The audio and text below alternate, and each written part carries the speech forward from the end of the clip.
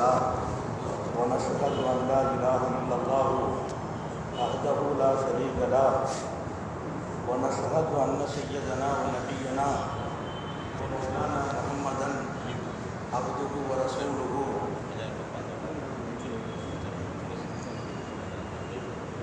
أرسله بالحق بشيرا ونذيرا وداعيا إلى الله بإذنه وسراجا منيرا صلى الله على سيدنا محمد وآله الأبرار وأصحابه الأخيار وأزواجه الطيبات الطاهرات أوصيكم عباد الله وإياي أولا بتقوى الله أما بعد أعوذ بالله من الشيطان الرجيم بسم الله الرحمن الرحيم وشاورهم بالأمر إذا عزمت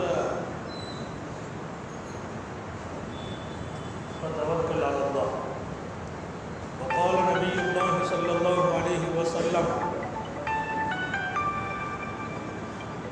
وشاب نشا بعبادة الله எல்லாம் வல்ல அல்லாஹ்வின் அன்பும் மேலான கருணையும் நமக்கெல்லாம் வந்து சேரட்டுமாக. நமது உயிரினும் மேலான கண்மணி நபிகள் நாயகம் ஸல்லல்லாஹு அலைஹி வஸல்லம் அவர்களின் அன்பையும் ஷஃபாஅத்தையும் பெறுவதற்கு அல்லாஹ் நம் எல்லோருக்கும் தௌஃபீக் செய்வானாக. வல்ல ரஹ்மான் நமக்கும் நம்முடைய பெற்றோர் மனைவி மக்கள் குடும்பத்தார் யாவருக்கும் உயிர் உள்ள வரையிலும் உடல் சுகத்தை நசீபாக்கி தருவானாக. மருத்துவமனை கஷ்டம் அதன் சிரமம் செலவுகளில் இருந்து நிரந்தரமான பாதுகாப்பை அல்லாஹ் நம் எல்லோருக்கும் கொடுத்தவன் புரிவானாக. வானம் பூமியினுடைய ஆபத்துகளை விட்டும் முசீபத்துகளை விட்டும் கெட்ட முடிவுகளை விட்டும் நம்மையும் நம் குடும்பத்தையும் பாதுகாத்தவன் புரிவானாக. அவனுடைய படைப்புகளின் தீங்குகள் அனைத்திலிருந்தும் நம்மையும் நம் சமூகத்தையும் காத்தவன் புரிவானாக.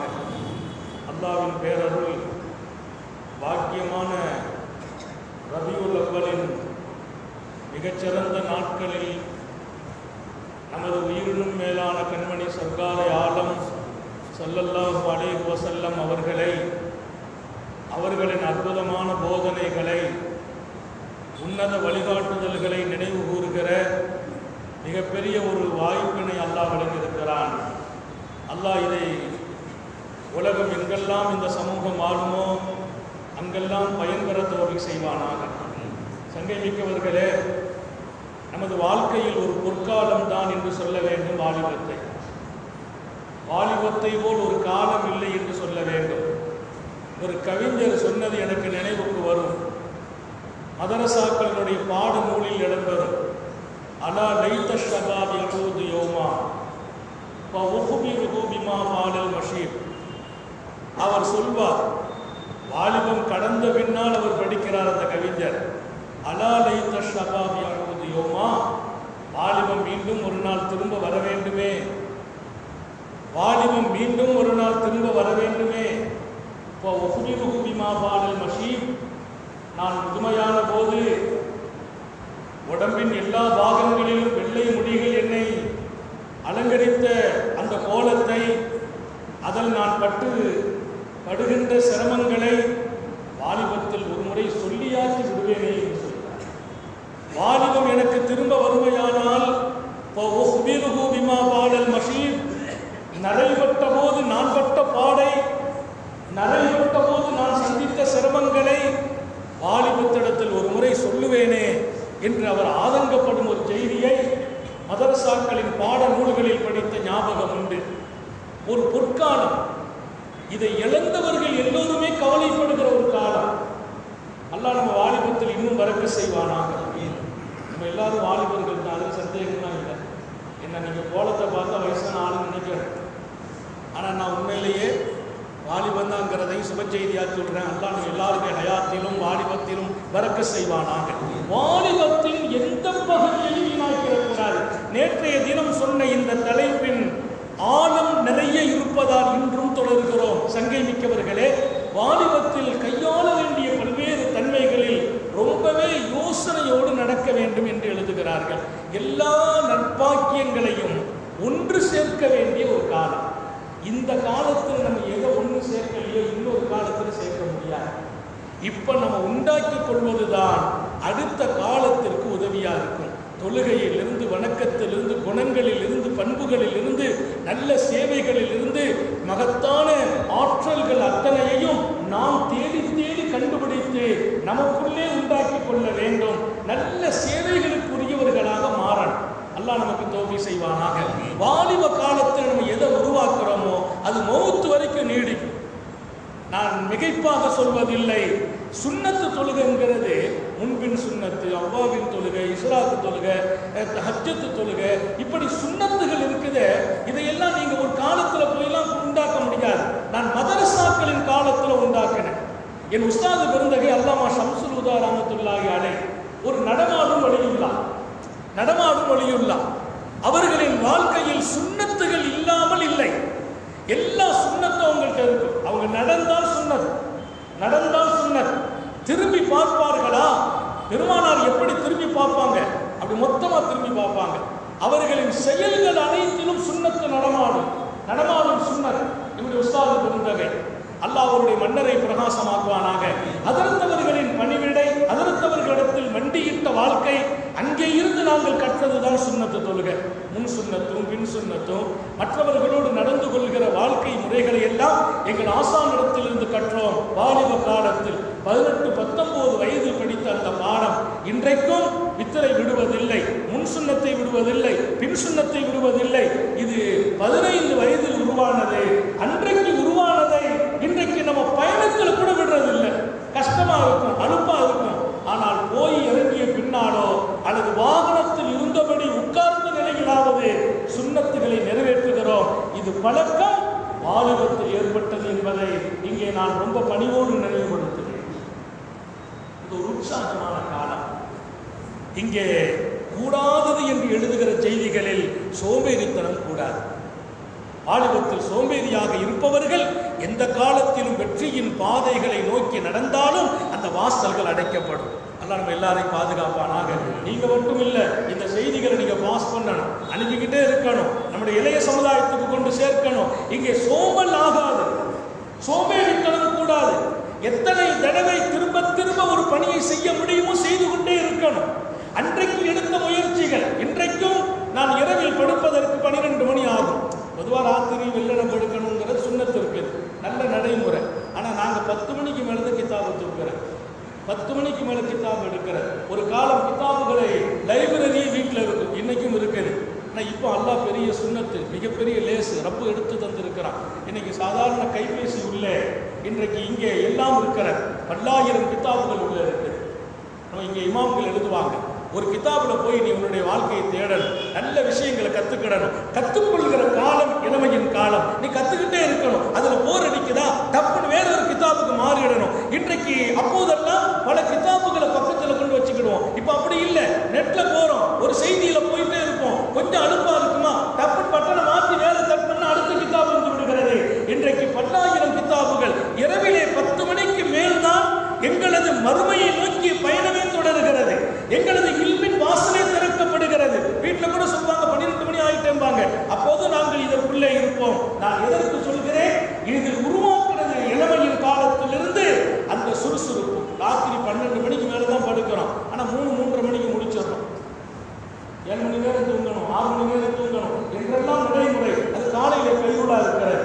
அடுத்தடுத்து வாய்ப்புகள் கிடைக்கிறது, பயன்படுத்திக் கொள்ள வேண்டும். நான் சொல்லும் செய்தியில் கவனம். சோம்பேறித்தனம் இருக்குமையானால் நாம் எந்த ஒரு காரியத்திலும் முன்னெடுத்தாலும் அதில் வெற்றி பலகீனமாகிவிடும். உற்சாகத்தோடு செயல்பட வேண்டிய ஒரு நல்ல சந்தர்ப்பம் நமது வாலிபம். அடுத்து ஒரு செய்தி எழுதுவாங்க, வாலிபத்தில் நீ முதல்ல எல்லா விஷயத்தையும் ரப்பிட்ட கேட்டுட்டு உன் வாழ்க்கையை துவக்கிட்டு எழுதுறாங்க. மாகாப மனிஸ்தகாரா நாங்கள் ஸல்லல்லாஹு அலைஹி வஸல்லம், ரப்பே இந்த விஷயத்தில் நல்லதை தருவாயாக, நல்லதில் ஈடுபடுத்துவாயாக, நல்லதை நோக்கி பயணிக்க செய்வாயாக, நான் போற பாதைகள் எல்லாம் நல்லதா இருக்கணும் அப்படின்னு அல்லாஹ்ட்ட கேட்டுட்டு உன் பயணம் தொடரட்டும் என்கிறார்கள் பெருமானார். அப்படி தொடருகிறவர்கள் நல்லதையே கொடுக்கப்படுவார்கள். அல்லாஹ் நம்ம எல்லாருக்கும் தௌபீக் செய்வாங்க. மாகாப மனிஸ்தகாரா, அல்லாஹ்விடத்தில் நல்லதை தேடியவர்கள் நஷ்டமே அடைய மாட்டார்கள். நாங்கள் ஸல்லல்லாஹு அலைஹி வஸல்லம். அல்லாஹ் அந்த வாழ்க்கையை நம்ம எல்லாருக்கும் தருவானாக. இந்த வாலிபத்தில் இருந்து துவங்கணுங்கிற, இப்போ நம்ம வயசாகிட்டோமே நமக்கெல்லாம் இல்லையா நினைக்கக்கூடாது. ஒரு காலம் நம்ம வாலிபத்தில் துவக்கல, இப்போ இப்போ நடைமுறைக்கு கொண்டு வந்துடணும். எந்த ஒரு விஷயத்தையும் அல்லாட்ட இதில் நலவை கேட்காம உங்கள் வாழ்க்கை இருக்கக்கூடாது. நம்ம ஒரு காரியத்தை செய்ய போகிறோம், அல்லாஹ் இதில் நல்லதில் எங்களை ஈடுபடுத்து, நல்லதில் ஈடுபடுத்து, நல்லதாக ஈடுபடுத்து, இல்லைன்னா நிறுத்திடு. அப்ப நல்லதை ரப்படத்திலே கேளுங்கள் என்கிறார்கள் நம்முடைய நன்மக்கள். அதை கேட்க வேண்டிய காலம் நீங்க மிஸ் பண்ணிடாதீங்க. கேட்டுட்டா நீங்க போறதெல்லாம் நல்லதாயிடும். சில நேரத்தில் நமக்கே கவலையா இருக்கும், இது சரியா இருக்குமா, ஒரு வேலையை நோக்கி போறோம், இந்த வேலை நமக்கு சரியா இல்லையா, யார்ட்டையும் போயெல்லாம் ஒன்றும் யோசிக்க வேண்டியது இல்லை. 2 ரக்காத் அல்லாஹ்ட்ட தொழணும், ரப்பே இது நல்லதா இருந்தா எங்களை சேர்த்துக்கா, நம்ம போறோம், நமக்கு வாய்ப்பு கிடைச்சிச்சு, அப்பாயின்மெண்ட் கிடைச்சிச்சு, சேர்ந்துட்டோம், அப்போதும் அல்ஹம்துலில்லாஹ். நம்ம போனோம், உனக்கு இப்போ வாய்ப்பு இல்லைன்னு சொல்லிட்டாங்க, அப்போதும் அல்ஹம்துலில்லாஹ். ஏன் நான் சேருவதும் சேராமல் இருப்பதும் அல்லாஹ்ட்ட ஒப்படைத்திருந்தேன். அவன் சேர்ந்தால் அதுதான் நல்லது, அவன் வேண்டாம் என்றால் அதுதான் நல்லது. சேர்த்தா நல்லது, அந்த வேலை கிடைக்கலையா அதுதான் நல்லது. இந்த முடிவு எப்போ கிடைக்கும்? அல்லாஹ்ட்ட நல்லதை கேளுங்கள் என்கிறார்கள். அடுத்த கட்டத்தை வருவார்கள். சோபத்த சாலிஹீன், வாலிபத்தில் நிறைய பேர் உயர்ந்தது, வலிமார்களிலிருந்து சாலிஹீன்களிலிருந்து, இன்னும் சொன்னால் நபிமார்கள் உட்பட அதற்கு கீழ் வந்த நல்ல மனிதர்கள் பல பேர்கள் உச்ச நிலைக்கு போனது அவர்களுக்கு கிடைத்த அருமையான நட்பே காரணம் என்று எழுதுகிறார். அவர்களுக்கு கிடைத்த தோழமை, அருமையான தோழமை, நல்ல நண்பர்கள், நல்ல தோழர்கள், நல்ல நட்பு என்பது கிடைத்து விடுமையானால் அது நம்முடைய வாலிபத்தில் நல்ல காரியங்களை நோக்கி நாம் நடப்பதற்கு ஒரு பலம். சோபத்தை சாலிஹின்கிறது மறந்துடக்கூடாது. ஒரு பெரிய கவி கேட்டார், இப்னு அபில் ஹவாரி ரலியல்லாஹு அன்ஹு சொன்னாங்க, என்னோட உஸ்தாத் என்கிட்ட சொன்னாங்க, அபு சுலைமான் அவங்க உஸ்தாத் அல்லாம இப்னு ஹவாரி சொல்லுவாங்க, என் உஸ்தாது சொன்னாங்க, மகனே நீ நட்பு வைக்கணும்னா 2 பேர்கிட்ட வச்சுக்கப்பா, 2 பேர்கிட்ட நட்பு வச்சுக்க. இது ஒரு நீண்ட பாடம், நான் எல்லாத்தையும் சொல்றது இல்லை, 2 தான் இந்த செய்தி. 2 பேர்கிட்ட நட்பு வச்சுக்காண்டா. நான் ரொம்ப கூர்ந்து கவனித்தேன், என் நண்பர்களும் கவனிக்க ஆரம்பிக்கிறார்கள். ரொம்ப முக்கியத்துவம் வாய்ந்த செய்தியாக இருக்கிறது. என் உஸ்தாத் என்னுடைய தனி வாழ்க்கையிலே கவனம் செலுத்தி சொல்கிறார்கள். அல்லாமா இப்னு ஹவாரி சொல்வார், இப்னு அபுல் ஹவாரி என் உஸ்தாத் அபு சுலைமான் என்னை கூப்பிட்டு சொன்னாங்க, நீ நட்பு வைப்பதாக இருந்தால் லா தஸ்ஹப் இல்லா அஹத ரஜுலைன், லா தஸ்ஹப் இல்லா அஹத ரஜுலைன், 2 பேர்கிட்ட நட்பு வச்சுக்க. அழகான செய்தி, எல்லாரும் ஞாபகம் வச்சுக்கணும். ஒன்று, ரஜுலன் தர்தஃபிது பிஹி ஃபி அம்ரி துன்யா, அவற்றை நீ நட்பு வைப்பதால் உன் உலகளாவிய காரியங்களில் நீ முன்னேற முடியும் என்று இருக்குமையானால், அவரோடு நட்பு வைத்ததால் உன் உலக காரியங்களில் நீ வெற்றி பெறுகிறாய், முன்னேறுகிறாய். உன் பொருளாதாரத்தில், உன்னுடைய உலகளாவிய காரியங்கள் அனைத்திலும் அவருடைய நட்பு ஒன்று மேலே தூக்கி விட்டுடுமா, அந்த ஆள் கட்டு நீ நட்பு வச்சுக்க. அல்லாஹ் நமக்கு தௌஃபீக் செய்வானா. யாருக்கு நட்பு வைக்க வேண்டும்? அவரோடு நீ நட்பு வைப்பதால் உனக்கு உலகத்துக்கு பிரயோஜனம் இருக்குது, உன் வாழ்க்கையின் தரம் உயர்கிறது, உன் பொருளாதாரம் உயர்கிறது, உன்னுடைய நண்பர்கள் நிறைய கிடைக்கிறார்கள், உனக்கு ஒரு பெரிய செல்வாக்கு ஏற்படுகிறது, உலகளாவிய உன் உயர்வுக்கு அவர் காரணமாக இருக்கிறார் என்றால் அந்த மனிதரோடு நட்பு வை. 2வது, ஒரு ரஜுலன் தசீதுமாகு ஒரு தந்தஃபி அம்ரி ஆசிரியர், அற்புதமான செய்தி. இன்னொருவரோடு நட்பு வச்சுக்க. அவர் யாருன்னா, அவர் கூட நீ இருக்கிற போது உன்னுடைய மார்க்கப்பற்று கூடிக்கிட்டே போகுது, உன் மார்க்கப்பற்று கூடுது, உன் இறை தொடர்பு கூடுகிறது. இன்னொரு பக்கம் மறுமை சார்ந்த விஷயங்களில் உனக்கு ரொம்ப ஈடுபாடு ஏற்படுது. சல்லல்லாஹு சொல்வாங்க, சாபாக்கள் கேட்டாங்க, நாங்கள் யார்கிட்ட நட்பு வைக்கணும்னு கேட்டாங்க. ஈசா நபியினுடைய தோழர்கள் கேட்டாங்க ஈசா நபிட்ட இதே செய்தியை, மன் நஸ்ஹபு யா ரூஹல்லாஹ், அல்லாஹுடைய ரூஹ் அவர்களே ஈசா அலைஹிஸ்ஸலாத்தை பார்த்து கூப்பிடுறாங்க, நாங்கள் யார்கிட்ட நட்பு வைக்கணும்? அப்போ அவங்க சொன்னாங்களா, யாரை பார்த்தால் அல்லாஹுடைய ஞாபகம் வருமோ அவர்களோடு நட்பு வையுங்கள், யாரு பேச்சு அல்லாஹுவின் நினைவை தருமோ அவர்களோடு நட்பு வையுங்கள், யாருடைய பேச்சிலே அல்லாஹுடைய நினைவு வருமோ, யாரை பார்த்தால் அல்லாஹுடைய ஞாபகம் வருமோ அவங்களோடு நட்பு வையுங்கள். இங்கே அல்லாமா அபு சுலைமான் தன்னுடைய அருமை மாணவரை பார்த்து சொல்கிறார், இப்னு அபில் ஹவாரியை பார்த்து, அவரோடு நீ உட்கார்ந்தா உன்னுடைய மறுமையின் சிந்தனை கூடணும், உன்னுடைய மார்க்கம் சார்ந்த விஷயங்கள்ல உனக்கு ரொம்ப பயன்பாடுகள் ஏற்படணும். இன்னொரு பக்கம் அல்லாஹ்வுடைய நினைவுகள் உனக்கு அதிகமாகணும், மறுமையில் உனக்கு அவரை கொண்டு ரொம்ப பிரயோஜனம் ஏற்படுமா, அந்த மாதிரி ஆட்கள் நட்பு வை சொல்லிட்டு சொன்னாங்க. எப்பா, இந்த உலகத்தில் நம்ம வாழ்றது 2 விஷயம் தான். ஒன்று உலகத்தை சிறப்பாக ஆக்கிக்கிறணும், இன்னொன்று மறுமையை சிறப்பாக்கிக்கிறணும். உலகத்தை சிறப்பாகிறதுக்கு ஒரு மனுஷன் கிடைக்காது ஒல் இஸ்திகால் பிகைரி ஹாதைன் ஹுமுக்குன் கபீர். இந்த ரெண்டு பேரை தவிர மற்ற ஆட்கள்கிட்ட போய் நீ பழகிறதும் நெருங்கிறதும் நட்பு வைக்கிறதும் அதை விட பெரிய முட்டாள்தனம் ஒன்று. அதை விட முட்டாள்தனம் ஹுமுக்குன் கபீர், மிகப்பெரிய முட்டாள்தனம். அல்லாஹ் நம்ம எல்லாரையும் பாதுகாப்பானாக. இன்னைக்கு பாருங்க, அர்த்தமில்லாத நட்பு, காரணமில்லாத நட்பு, பேசினால் நட்பு, பழகினால் நட்பு, பார்த்த இடத்துல நட்பு. இந்த நட்பில் அர்த்தம் இல்லை. இந்த நண்பர்கள் இன்னைக்கு நிறைய பேர் அவன் தாய் தோப்பும் சொல்லு கேட்காம நம்ம பிள்ளைங்க போறாங்கன்னா அதுக்கு நண்பர்களே காரணமாகறாங்க. நம்ம பிள்ளைங்க தடம் உருடுறாங்களா, அவங்களுடைய சகவாசம் சரியில்லை. இன்றைக்கு நிறைய நல்ல குடும்பத்தில் பிறந்த பிள்ளைகளும் தப்பான வழிகளுக்கு போவதற்கு காரணம் வேறு ஒன்றும் இல்லை.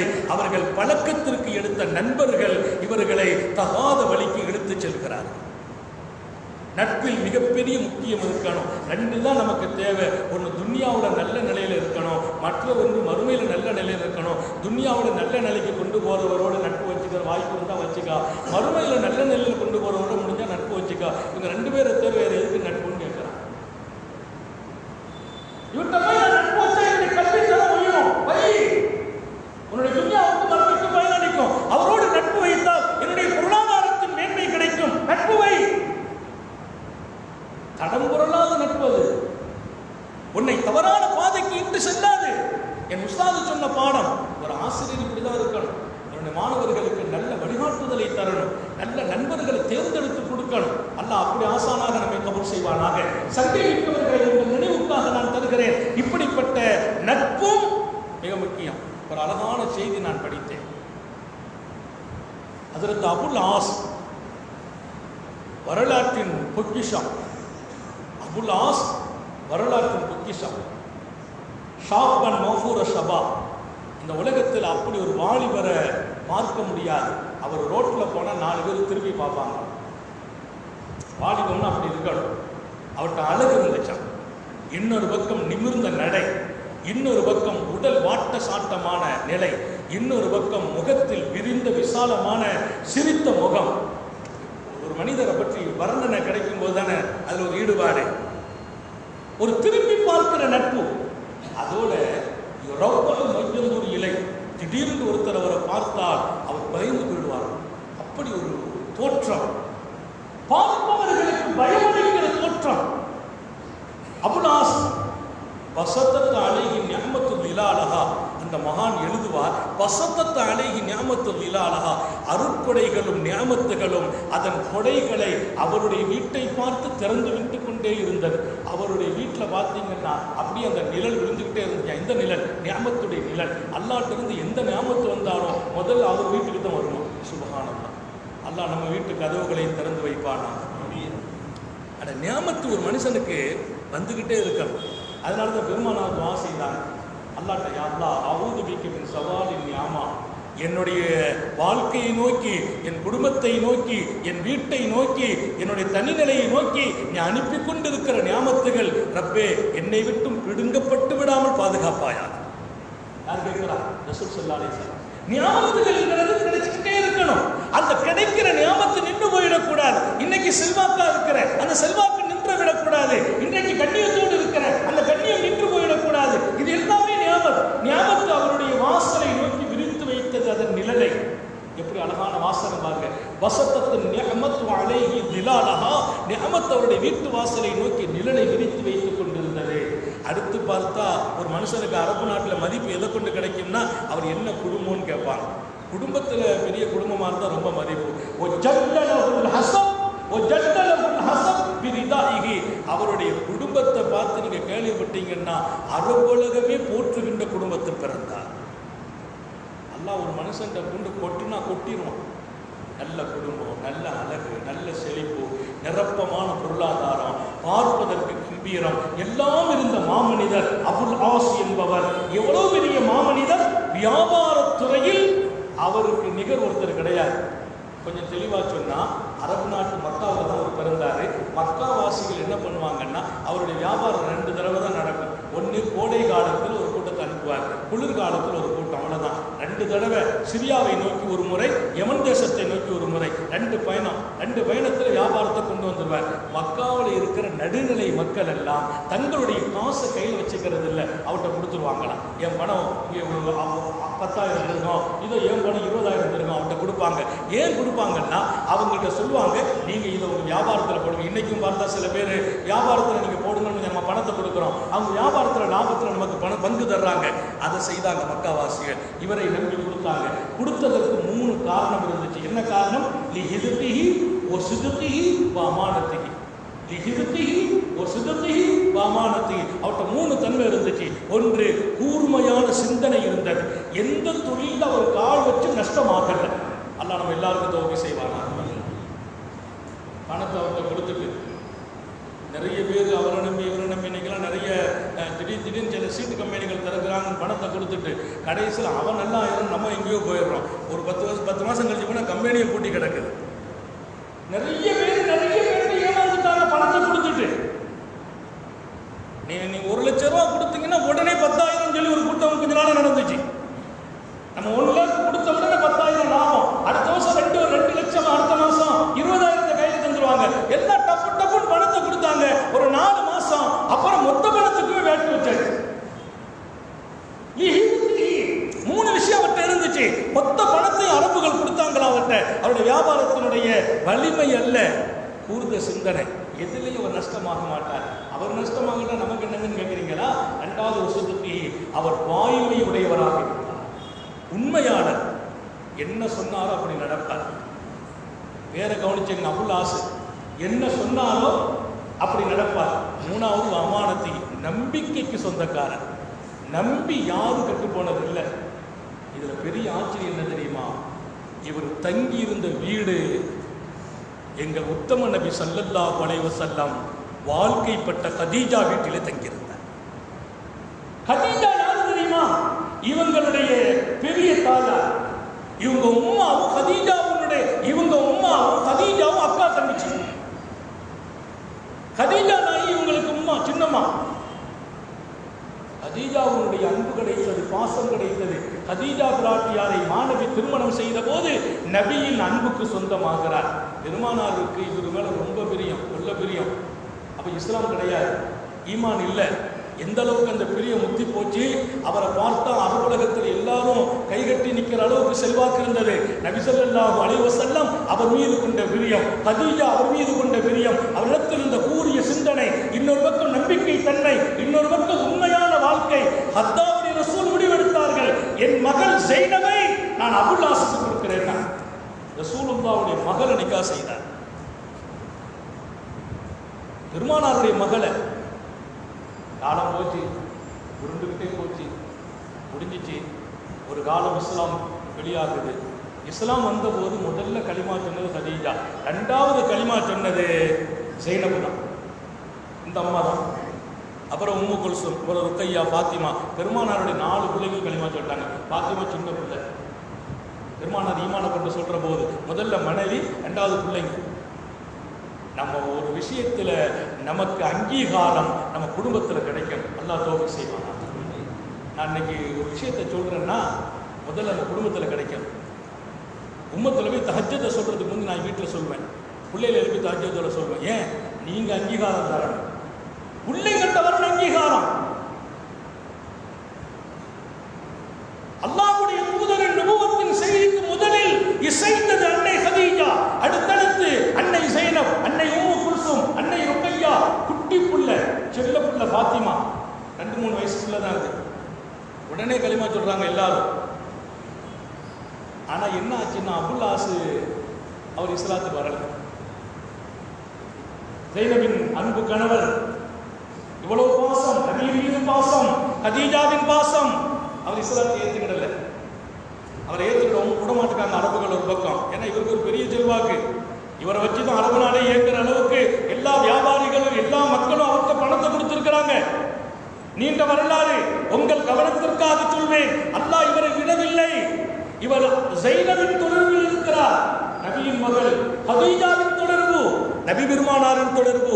அல்லாஹ் ஒரு பெரிய நிலையை கொடுத்தான். எந்த நிலைன்னு சொன்னா, இவர் மக்கால தான் இருக்கிறாரு. இருக்காரு. ஆனா அல்லாஹ் கொடுத்த கிஃப்ட் என்னன்னா, ஜைனபு இஸ்லாத்தை ஏத்துக்கிட்டாங்க, அபுல் ஆஸ் இஸ்லாத்தை ஏத்துக்கிடல.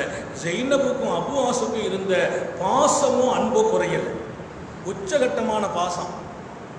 பெருமானாருடைய நுபுவத்துடைய செய்தி நாளுக்கு நாள் கூட குறைஷிகள் எதிரியாக மக்காவுடைய எதிர்ப்பு கிளம்பி, மக்கா தலைவர்கள் பூரா மக்காவில் இருந்து பெருமானார் ஸல்லல்லாஹு அலைஹி வஸல்லம் பிள்ளைங்களை கல்யாணம் முடிச்சவங்களை பூரா கூப்பிட்டு சொன்னாங்க, இந்த முகம்மதுக்கு நம்ம பாடம் கற்றுக் கொடுக்கணும்னா அவங்க பிள்ளைங்களை நிக்கா செய்தவங்க பூரா தலாக்கு செய்திருங்க, தலாக்கு செய்தால் தான் அவருக்கு ஒரு பாடம் ஏற்படும், தான் பொம்பளை பிள்ளைங்க பூரா தலாக்கு ஆயிட்டாங்களே அப்படின்னு அவருக்கு படிப்பினை கிடைக்கும்னு சொன்ன போது சில பேர் செய்தாங்க.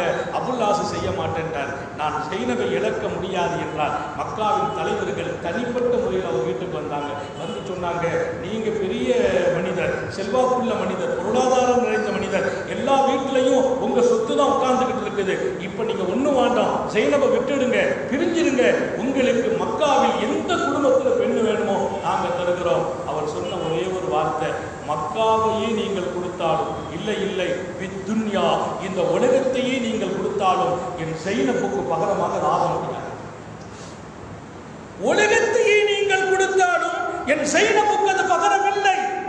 என்ன நினைத்துக் கொண்டீர்கள்? ஜைனபை மாதர்குலத்தின் பேரரசி, பத்தினி பெண்மணி, பக்குவம் உள்ள பெண்மணி. நான் தெளிவாக சொல்கிறேன், இந்த அம்மாவை நான் கரம் பெற்றதற்கு பின்னால் என் வாழ்க்கையே மிகப்பெரிய வெளிச்சத்தை நோக்கி பயணிக்க முடிந்தது என்றார். அல்லாஹ் நம்ம வீட்டு பெண்கள் அப்படி ஆக்கி வைப்பானா? எப்ப நான் ஜைனபை கைப்பிடித்தேனோ அன்றைக்கு தான் என் வாழ்க்கையில நான் பெற்ற இன்பமும் மகிழ்ச்சியும், என் மனதில் கிடைத்த நிம்மதியும். இந்த பெண்ணெல்லாம் நான் இழக்க முடியாது. நீங்க அந்த விஷயத்துல தலையிடாதீங்க. கடைசி வரைக்கும் இழக்கல. நான் என்ன சொல்றேன், நல்ல தொடர்பு இருக்குது பாருங்க. எவ்வளவு பெரிய ஆலயம் மாத்தியம். அரபு நாடு எதிர்த்து நிற்குது, பெருமானாருடைய பிள்ளைகளை தலாக்கு சொல்லணும்னு சொல்லி அவர் சொன்னார். எங்கே நபி அவர்களின் பிள்ளை? அல்லாஹு அக்பர். அந்த பெண்ணுக்கு நிகர் இந்த துன்யாவில் எந்த பெண்ணை நீங்கள் காட்ட முடியும்? என் ஜைனபை, என் இதய கனி, நீங்கள் பிரிக்க முடியாது என்றால் அவற்றை யாரும் போராட முடியாது. மகத்தான மனிதர், அன்புக்குரியவர், உண்மையானவர், நம்பகமானவர், அவர் ஏற்கனவே பேச முடியாது, கரெக்டா நடப்பார். அல்ஹம்துலில்லாஹ் முடிஞ்சு போச்சு ஒரு குறிப்பிட்ட காலம். அப்புறம் அல்லாஹ்வே சட்டம் கொண்டு வந்தான். ஒரு சட்டம் எப்படி வந்துச்சு? ஈமான் கொண்டவர்கள் காஃபிர்களுக்கு ஹராம், காஃபிர்கள் ஈமான் கொண்டவங்களுக்கு ஹராம். இங்கே அவங்க பொண்ணு இருந்தா அந்த பொண்ணு இந்த மாப்பிளையும் வாழக்கூடாது. பெரிய சட்டம். ஒரு மூமின் காஃபிரை நிக்கா செய்யக்கூடாது, ஒரு காஃபிர் மூமினை நிக்கா செய்யக்கூடாது. நிக்கால இருந்தா பிரிஞ்சிட வேண்டியதுதான். ஒரு கடுமையான நிலை. ஆனா இவங்க ரெண்டு பேருக்கும் பெரிய மனசே இல்லை. அவருக்கு இஸ்லாத்துக்கு வரதுக்கு மனசு வரல, அது வேற பெரிய பிரச்சனை. அவங்க வந்ததும் இல்லையா, இங்கே வரவில்லை. அந்த நேரத்தில் தான் பத்ர் யுத்தம் நடக்குது. பத்ர் யுத்தத்துக்கு பிடிச்சி இவரையும் சேர்த்து கூட்டு வந்துட்டாங்க. அவரும் வந்துட்டார். பத்ர் இஸ்லாத்துக்கு எதிர்த்து நிற்கிறார். பெருமானார் ஸல்லல்லாஹு அலைஹி வஸல்லத்தின் மருமகனார், பெருமானாரின் வீட்டில் வளர்ந்தவர், கதீஜாவின் அன்பை பெற்றவர், எதிரணியில் இருக்கிறார் மதீனாவில். இப்ப நாம மதீனாவில் இருக்கிறோம், பெருமானார் ஹிஜ்ரத் செய்து போயாச்சு, இவர் மக்காவில் இருக்கிறார். ஆனா ஜைனபு என் கணவரோடு இருந்துக்கிறேன்ட்டாங்க. அந்த பாசம் ஜைனபு உள்ள நபியோட மக்காவில் இருக்கிறார். ஜைனப் மதீனாவுக்கு போயாச்சு. பத்ர் யுத்தம், பத்ர் யுத்தத்தில் நம்ம வெற்றி பெற்றாச்சு. இவர் கைதியா மாட்டிக்கிட்டார். பெருமானார் சொல்றாங்க, கைதிகளை விடுவிக்கிறதுக்கு காசு கொடுத்து விடுவிக்கணும். எவ்வளவு காசு நிர்ணயம் செய்தாங்க. அந்த காசுகள் எல்லாரும் கொடுக்குறாங்க. அபுல் ஆஸ் காசை கொடுக்கல, ஏன்னா அவர் பெரிய பணக்காரர், கோடீஸ்வரர். அவர் இப்போ பணத்தை கொடுக்கணும். அங்கங்க அந்த பணங்கள் இருக்குது. ஆனா இவருக்கு என்ன செய்யறது? அவங்கவுங்க வீடுகள்ல இருந்து வரணும். அன்னை ஜைனப் பணத்தை கொடுத்து அனுப்புறாங்க தூதர்கிட்ட, என் கணவரை விடுதலை செய்யிட்டு நபிட்ட சொல்லிட்டு. அவங்க கொடுத்து அனுப்பின பணங்களில் அன்னலாரதை நல்லா கவனிக்கணும். பெருமானார் தன்னுடைய துண்டை பிடிக்கிறாங்க. ஜைனபு நாயகி கொடுத்து அனுப்பின காசு, தங்கம் அப்படியே அதில் கொட்டுறாங்க. அதை பார்த்த உடனே பெருமானார் கண்களுக்கு கண்ணீர் வடியுது. என்ன கண்ணீர்? கல்யாணம் முடிக்கிற போது கதீஜா நாயகி பாசமாக பிரியமாக போட்டிருந்த ஒரு மாலை, அந்த மாலையை ஜைனபுக்கு போட்டு அனுப்பினாங்க. அந்த மாலையை ஜைனபு விடுவிப்பதற்காக அனுப்பியிருக்கிறாங்க. அந்த மாலையை பார்த்த மாணவியின் கண்கள் குளமாகிறது. அல்லாஹ்வின் தூதருக்கு இதை எங்க கொடுக்கணும்? இந்த பணம் பொது பணம் ஆக்கணும், பொது இடத்துக்கு போகணும். அந்த மாலை எப்படி கொடுப்பது? என் கதீஜாவின் மாலை, கதீஜாவின் நினைவு ஒரு பக்கம் வருகிறது. அன்றைக்கு ஜைனபின் கழுத்தில் போட்ட அந்த ஞாபகம் வருகிறது. இந்த பாசத்திற்குரிய மகள்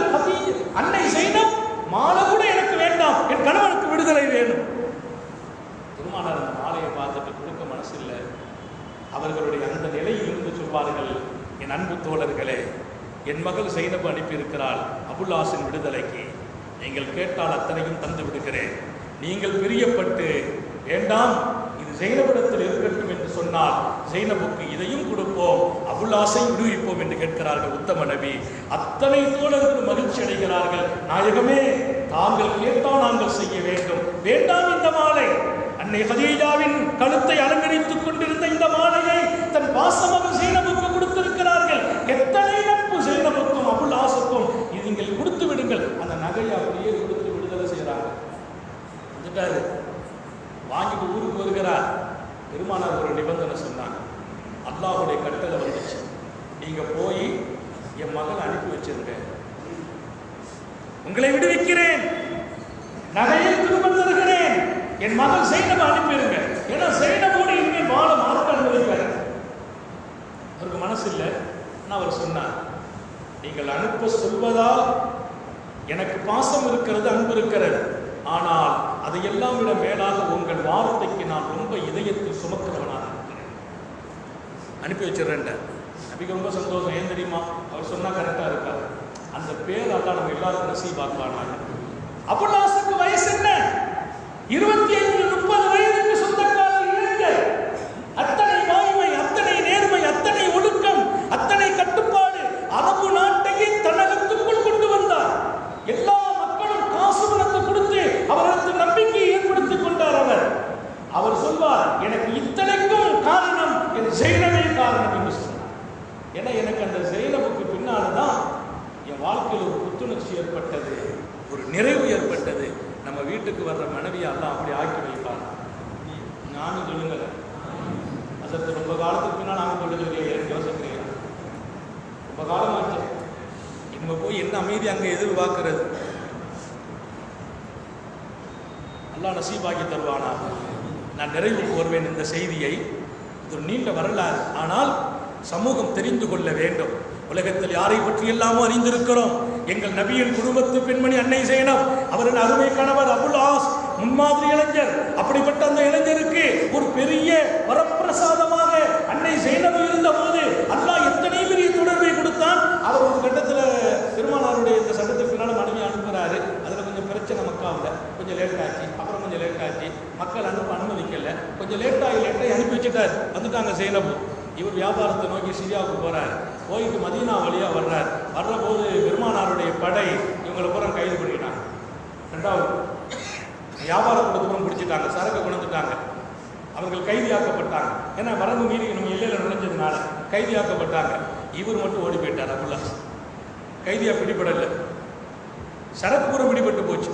அவர் கூட ஒரு 115 பேர்கிட்ட வந்திருந்தாங்க. அவ்வளோ பேரும் பிடிபட்டாங்க. அவர் தப்பிட்டார். அவர் தேடுறாங்க, அவர் கிடைக்கல.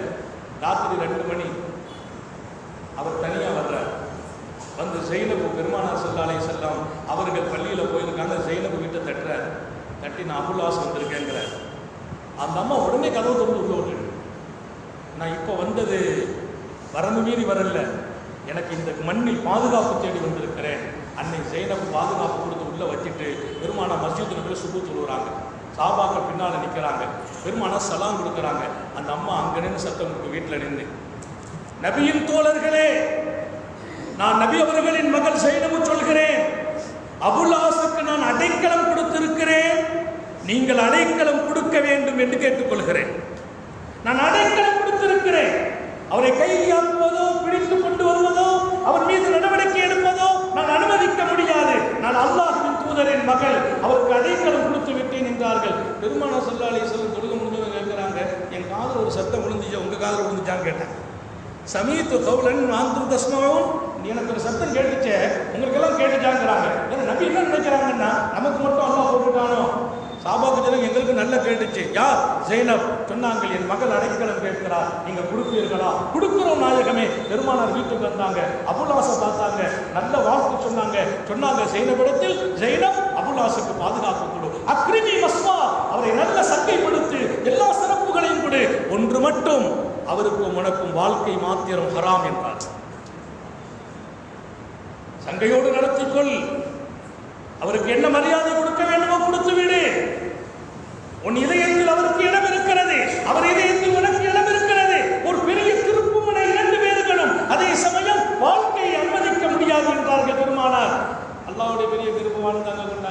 இப்போ அவருக்கு சரக்குகளை பூரா விடுதலை செய்யணும்.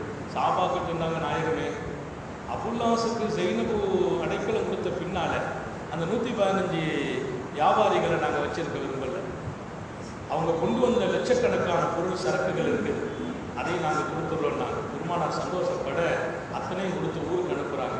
அப்போ அந்த சாபாக்கள் சொன்னாங்களாம், எல்லாத்தையும் கொடுத்துட்டோம், பெருமானார் கொடுக்க பிரியப்பட்டுட்டாங்க, ஒன்று மட்டும் நீங்கள் கொடுக்கலாமான்னு கேட்டாங்க. கேளுங்கள் என்றார். உங்களுடைய குஃப்ரை விட்டுட்டு ஈமானுக்கு வந்துடலாமா? உங்களுடைய குஃப்ரை விட்டு ஈமானுக்கு நீங்கள் வந்து விடலாமா? ஜெயினப் வேண்டுமே, நபி அவர்கள் வேண்டுமே, மதீனா பாதுகாப்பு கொடுக்கிறது, கைதியாக பிடித்த அத்தனை சொத்தையும் கொடுத்து விடுகிறோம், எங்களிடத்திலிருந்து நாங்கள் ஒன்றை மட்டும் ஈமானை எதிர்பார்க்கிறோம். அவர் சொன்னார், இது ஆரோக்கியமான பேச்சல்ல என்றார். நீங்கள் கொடுப்பது நபி அவர்களின் உத்தரவுக்காக கொடுக்கிறீர்கள், கட்டாயப்படுத்தாதீர்கள் என்றார். ரொம்ப நேர்த்தியா பேசுறார். கட்டாயப்படுத்தாதீர்கள், நீங்கள் அழைப்பதே சரியில்லை என்றார். அழைக்கக்கூடாது, அது என் விருப்பம் சார்ந்தது. விட்டுட்டாங்க, நேரம் ஊருக்கு வந்தார். மக்காவுக்கு வருகிறார், வியாபாரிகளை கூட கூப்பிட்டார், எல்லாரும் உட்கார வச்சார், எல்லாருக்கும் பணத்தை கொடுக்கிறார். வியாபாரிகளுக்கு போறான், யார் யாருக்கு எவ்வளோ பணம், அவ்வளோ பணத்தையும் கொடுக்கிறார். சரக்கு முடிச்சுட்டார், கணக்கு முடிக்கிறார். ஏன் கணக்கு முடிக்கிறீங்கன்னாங்க, இல்லை பெற்றுக்கொள்ளுங்கள் பெற்றுக்கொள்ளுங்கள், எல்லாத்துக்கும் பல லட்சம் லாபம், எல்லாரும் கொடுத்து முடிச்சுன்னு சொன்னால், இப்போது எல்லாரும் பெற்று விட்டீர்களா, யாருக்காவது பாக்கி இருக்கிறதா, எல்லோரும் முடிந்து விட்டது என்று சொன்ன போது அவர் சொன்னார், நான் இப்போது சொல்கிறேன், அஷ்ஹது அல்லா இலாஹ இல்லல்லாஹ் வ அன்ன முஹம்மதுர் ரசூலுல்லாஹ், நான் சாட்சி சொல்கிறேன், அல்லாஹ்வை தவிர கடவுள் இல்லை, முஹம்மது அல்லாஹ்வின் தூதர். நான் இப்போது கலிமா சொன்னேன், இஸ்லாம் ஆனேன். உங்களுக்கு ஒரு உண்மையை சொல்லட்டுமா? நான் மதீனாவில் அடைக்கலம் பெற்ற போது நபியின் குணத்தை பார்த்தேன். அந்த குணத்தை இந்த உலகத்தில் இதுவரைக்கும் யாரும் பெற்றதில்லை. அந்த குணத்தின் குன்றாக வளர்ந்த ஜைனபை பார்த்தேன். அன்னலாரினுடைய மகளாக இருந்தும் எனக்கு அடைக்கலம் கொடுத்தார்கள். அந்த பண்புக்கு முன்னால் உலகம் மண்டியிட வேண்டும். அன்றைக்கே களிமா சொல்லியிருப்பேன். எனக்கு ஒரு பயம் இருந்தது, நீங்கள் சொல்வீர்கள் நம்ம பணத்தை பூரா கொண்டு போய் அங்கு அனுபவிப்பதற்காக இஸ்லாத்துக்கு போயிட்டாருன்னு சொல்லிடுவீங்க. அதனால் உங்கள் பணங்களை ஒப்படைத்து விட்டேன். இப்போது நான் என் வாக்கிலும் என் அமானியத்திலும் நம்பகத்தன்மையிலும் சரியாக நடந்துட்டேன். இனிமேல் உங்கள் மீது எனக்கு எந்த பிரச்சனையும் இல்லை, என்ன நீங்க குறை சொல்ல மாட்டீர்களே? இல்லை என்றார். புறப்பட்டு மதீனா வருகிறார், மாணவியோடு சேருகிறார். இஸ்லாத்தின் வெற்றிக்கு அவரை கொண்டு அல்லாஹ் காரணமாக்கினான். இங்கே பெருமக்கள் எல்லாத்தையும் எழுதிட்டு சொன்னாங்க, கதீஜாவின் தோழமையும் அன்னனாரின் வீட்டு சகவாசமும் ஜைனபின் சகவாசமும் அவர் வாலிபத்திற்கு உரம் ஊட்டியது. அந்த உரம் அத்தனை பேரையும் இஸ்லாத்துக்கு எதிராக திருப்பிய போது இவரை இஸ்லாத்தில் ஆழமாக மாற்றி ஈமானுக்கு தேர்ந்தெடுக்க செய்தது. ஈமானுக்கு மக்காவின் எல்லாரும் எதிரியா போனாங்க, இவர் அல்லாஹ் மாற்ற. பெருமானாருடைய உம்மு குல்சும கல்யாணம் முடிச்சு தலாக்கு சொல்லிட்டாரு, ருக்கையாவை கல்யாணம் முடிச்சு தலாக்கு சொல்லிட்டாரு. இவர் முடியாது என்றார். ஏன்? இவர் வளர்ந்த இடம் அப்படி. நான் அன்பு இளைஞர்களுக்கு சொல்வேன், சோபத்து சாலிஹீன், நல்லவர்களின் தோழமை, அற்புதமான நட்பு. கவனம் வையுங்கள். நிறைய பேர் தன் நட்பால் கெட்டு போனார்கள், நிறைய பேர் நட்பால் தரம் இறங்கினார்கள், நிறைய பேர் நட்பால் குடும்பத்தை பகையாக்கி கொண்டார்கள், நிறைய பேருடைய வருத்தத்துக்கு நட்பால் ஆளாகி இருக்கிறார்கள். நட்பு நம்மை எங்கோ கொண்டு சேர்க்க வேண்டும். கூடா நட்பை விட்டும் உங்களை பாதுகாக்க வேண்டும். இளமை பருவம் அற்புதமானது, பாக்கியமானது. இது நல்ல துவா உடையவர்களாக, 4 பேர் நல்ல துவாவுக்கு தகுதி பெற்றவர்களாக நாம் மாறுவதற்கு நல்ல பண்புகள் நம்மிடத்தில் அப்படி சுடர்விட வேண்டும். அபுல்லாஹ்விடத்தில் சுடர்விட்ட அந்த பண்புகள் வாய்மை, நேர்மை, அமானிதம் என்று எத்தனை அன்பு, எத்தனை அற்புதமான தன்மைகளை சொல்ல முடிந்ததோ அத்தனையும் நம்மிடத்திலும் பணிச்சிட வேண்டும். நல்ல நண்பர்களோடு நமது பழக்க வழக்கம் இருக்க வேண்டும். மிக தெளிவாக அபு சுலைமான் சொன்னார்கள் இல்லையா, அதுபோல் உனக்கு யாரோடு பழகுனா உலகத்தில் ஒரு உயர்வு கிடைக்கும், அவங்களோடு பழகு, மறுமைக்கு உயர்வு கிடைக்கும், அவங்களோடு பழகு. அப்படி நண்பர்களை தேர்வு செய்து நமது வாலிபத்தை வெற்றியை நோக்கி பயணிக்க அல்லாஹ் தௌஃபீக் செய்வானாக. இந்த சமூக இளைஞர்களை அல்லாஹ் பாதுகாப்பானாக. எங்கும் சருகி விடாமல் பாதுகாப்பானாக. தடம் புரண்டு விடாமல் பாதுகாப்பானாக. நீண்ட ஆயுளை, நோயற்ற வாழ்வை, குன்றாத சுகத்தை நமக்கும் நமது குடும்பத்துக்கும் நசீபாக்குவானாக. நீண்ட நெடிய நாட்கள் நோய் நொடிகள் இல்லாமல் உடல் ஆரோக்கியத்தோடு மன நிறைவோடு இன்பத்தோடு அல்லாஹ்வை நின்று வணங்கி வழிபட்டு வாழும் நசீபையும் பாக்கியத்தையும் எல்லாம் அல்ல அல்லாஹ் உங்களுக்கும் எனக்கும், நம்மை ஈன்றெடுத்த தாய் தந்தையர்களுக்கும், நமது மனைவி மக்கள், உற்றார் உறவினர் யாருக்கும் கொடுத்தவர் புரிவானாக. நமது உயிரினும் மேலான கண்மணி சர்க்காரை ஆலம் சுந்தர நபிகள் ஸல்லல்லாஹு அலைஹி வஸல்லம் அவர்களை கனவிலும் நனவிலும் கண்டுகளிக்கும் பெரும் பாக்கியத்தை அல்லாஹ் நம் யாவருக்கும் கொடுத்தருள் புரிவானாக என்ற நல்ல துஆக்களோடு உங்கள் எல்லோருடைய துஆவையும் ஆதரவைத்து என் வார்த்தைகளை நான் நிறைவுபடுத்துகிறேன். வாஃபிரு தாவானா அனில் ஹம்துலில்லாஹி ரப்பில் ஆலமீன். அஸ்ஸலாமு அலைக்கும் வரஹ்மத்துல்லாஹி வபரகாத்துஹு. வாங்க சலாம் பாய், நீங்கள் தான் பெரிய ஆள் வந்து எடுக்கணும்.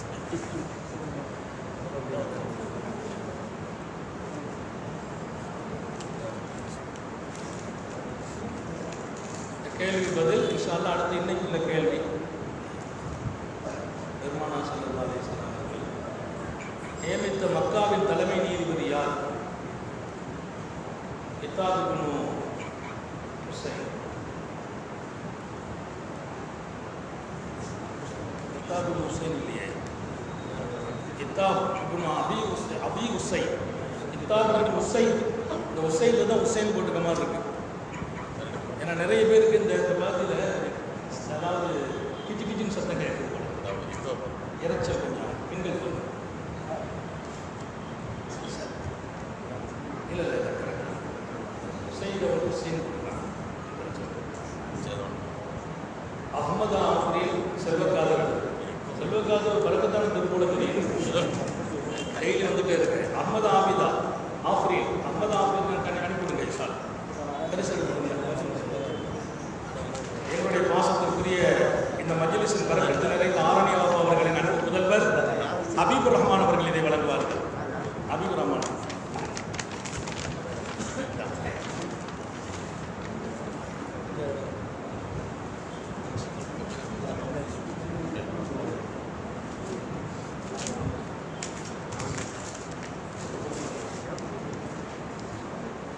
இத்தாத் இப்னு ஹுசைன்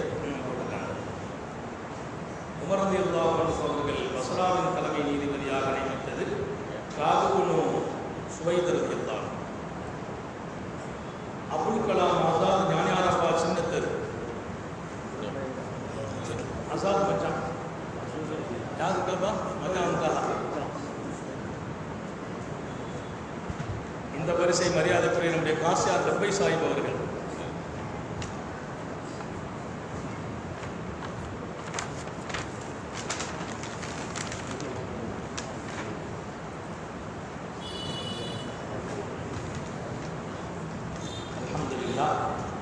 ரப்புல் ஆலமீன் அல்லாஹ் இந்த மஜ்லிஸை கபூல் செய்வானாக. இன்றைய கேள்வி, 2 பேர்களிடத்தில் நட்பு வைக்க வேண்டும் என்று சொன்ன ஆசிரியர் யார், மாணவர் யார்? 2 பேர்களிடத்தில் நட்பு வைக்க வேண்டும் என்று சொன்ன ஆசிரியர், அதை ஏற்றுக்கொண்ட மாணவர், 2 பேர்களின் பெயரையும் நாளைக்கு பதிவு செய்து கொண்டார். ஸல்லல்லாஹு